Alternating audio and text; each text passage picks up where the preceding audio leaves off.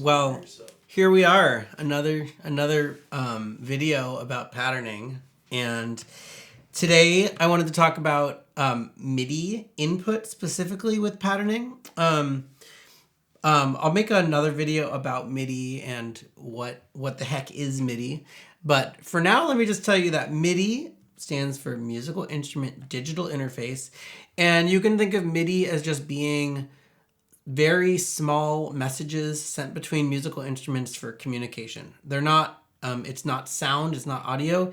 It's literally a message like, play the note middle C at mezzo forte dynamics, or stop playing the note middle C. They're these very small messages, and MIDI's been around since the early 80s, so it's really stood the test of time is what I'm looking for. And it's probably more ubiquitous now than ever. We can use MIDI to control patterning, and we can also use patterning to send MIDI and control other things. But today we're going to talk about using MIDI as a control source to trigger drum sounds and to control parameters. So I have this wireless Bluetooth MIDI controller that Akai sent me, just kidding. It's a very inexpensive Bluetooth MIDI controller, and it sends each of these pads will send a MIDI note, and then each of these knobs send MIDI CCs, also known as continuous controllers or control changes. And basically, this will just be like a value from 0 to 127 that I can use to say control the coarse tuning of something or control a filter setting. MIDI travels over a lot of different kinds of cables. The traditional MIDI cable is this 5-pin DIN cable, which it looks like this. Yes. Often now it travels over USB, and in this case it travels over Bluetooth. So it's a wireless connection. The Bluetooth is fine. I mean, there's got to be a little bit of latency, so I wouldn't recommend this all the time. And in fact, I might regret trying to do this wirelessly now. There might be too much latency, but we'll see. And if so, I'll admit my mistake and I'll try again. But because this is a Bluetooth controller, we do need to do a little bit of setup. I'm just going to pick the file menu in patterning, and there's a MIDI Bluetooth window. This brings up like a system, an iOS like system provided Bluetooth MIDI device window. And on the Akai, I think what do? I hit select and then pair, and there it shows up. And I'm just going to hit that. And now this Akai is connected to patterning. So let's actually start maybe counterintuitively. Let's start with, these CCs. So I have a beat going, and let's say that I want to be able to control the coarse tuning with one of these knobs here. Well, after I move a parameter here, you'll notice at the top where it says coarse tuning, it also says MIDI Learn next to it. So I'll hit MIDI Learn, and now it's listening. And what that means is that the next MIDI message it gets is going to be assigned to coarse tune. So make sure you don't have like a sequencer running while you're doing this. But I'll just turn this knob and it says CC12. Now I can turn that off, and now this knob here controls coarse tuning.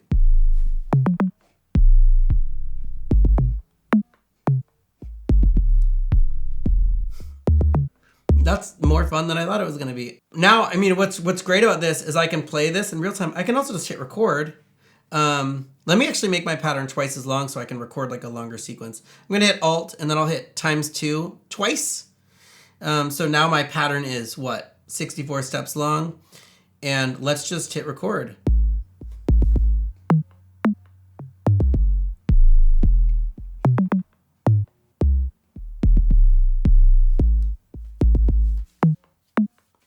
And now it recorded all that stuff. If I go to my layers view, which I haven't made a video yet about, I don't think, but I will. And I can go to coarse tune and just look at that, and you can see all the information that I recorded in just by turning that knob. Pretty fun. So pretty much everything in the interface can be mapped to MIDI CCs, and even you can have more than one parameter on one control. So I could have this controlling coarse tuning while also controlling decay or whatnot. So I might set up a mapping where this is my tuning. Maybe I have some master effects that I can kind of turn on the distortion and play around with. And this is great both for just like live performance, but also if you just want like a fun way to record stuff. Hopefully that's pretty straightforward. It makes a lot of sense. Let's look at a little bit more in depth when all of the mappings that we've created are under the file menu under MIDI input. It'll bring up this MIDI Input Mappings window. And this will show me all the mappings that exist. The one we just created is track 1, coarse tuning. It shows me the port that we're connected to, the Akai LPD8 wireless Bluetooth, whatever. And it's telling me that CC12, channel 1, is controlling the coarse tuning. You can also see that because this parameter, coarse tuning, has a, plus or minus 24 semitones, which is 2 octaves. I can also set the range for this knob. So let's say that I only wanted it to go from up and down 1 octave. I could do that. So now when I turn this knob, it doesn't go the full range of the fader of the coarse tune. It just goes up or down an octave. So that's really nice. A really nice thing. And you can even have that value inverted. And you might be like, why would I do that? Now I'm just turning the knob the other way. Well, now it goes opposite, but imagine that I also mapped, I'm going to do something on the same page. Like I also map decay, MIDI Learn, to the same knob, okay? Now the decay and the coarse tune are going in opposite directions when I turn the knob. So I don't know what that's going to sound like. Let me start a new pattern so we don't have the... we don't have all that automation already on it. Ooh, very, very short.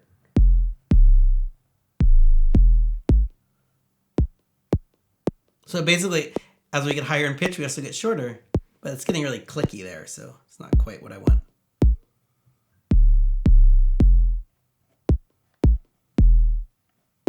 I don't think I've ever tried recording 2 things at once like this. Let's see what happens. It worked. Good job, Ben. So I should also show you in this MIDI input that we were looking at, we now have our 2 things mapped there.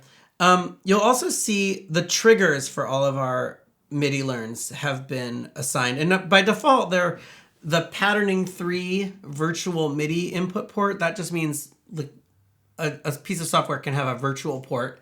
And so the default mapping for the triggers, which means triggering the kick drum, triggering the snare, are set to this virtual input port.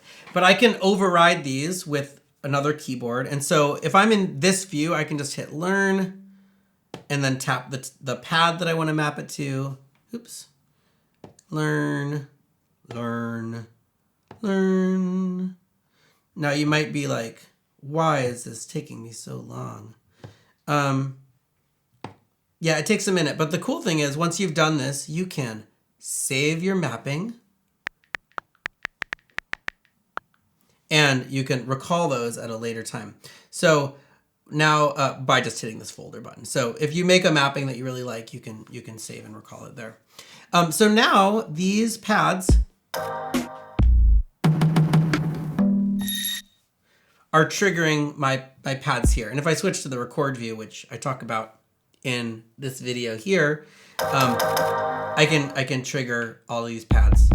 The latency isn't so bad despite it being Bluetooth. We're using MIDI over the USB cable now because the latency was not usable. I think the latency over the Bluetooth would be fine, is fine with turning the knobs, but it's not going to be fine for trying to play in time. So I've got everything mapped up. We're using the USB cable to avoid the latency situation. And I'm going to just hit metronome on and record.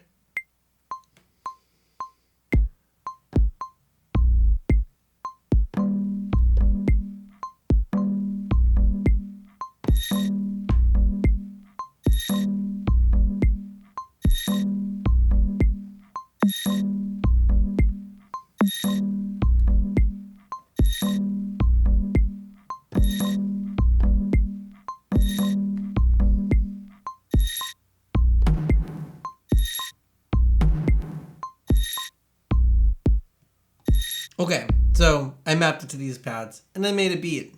I'm not proud of the beat, but it does exist. I just made some music in front of you, but it wasn't good. But someone had to show you how to make the music. Okay. Oh, I mean, this is sort of advanced. So any mappings that exist are going to show up here, but there are additional mappings that show up in this plus menu. So if you hit plus, you'll see all of the available parameters that we can map. So the first, basically we have it organized by track. So the transport and then all of our tracks in the effects track. On the transport, we have play and stop. So we could assign different, a pad to play or stop. We can also do pattern select. So if we wanted to say trigger pattern A, trigger pattern B, you can choose pattern select. I think for this, I would need another controller, but I guess let me just quickly get rid of all these drum triggers so I won't use them right now. Worth showing you how to do that.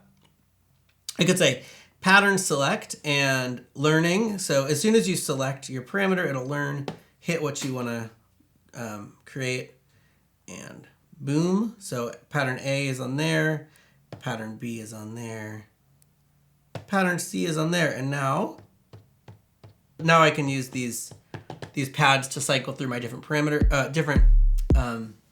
patterns, and it'll use the pattern launch quantize. So if I switch patterns, it'll wait till the next quantize time. So in this case, the quantize is set to 1 measure, so it'll wait till the next measure to switch.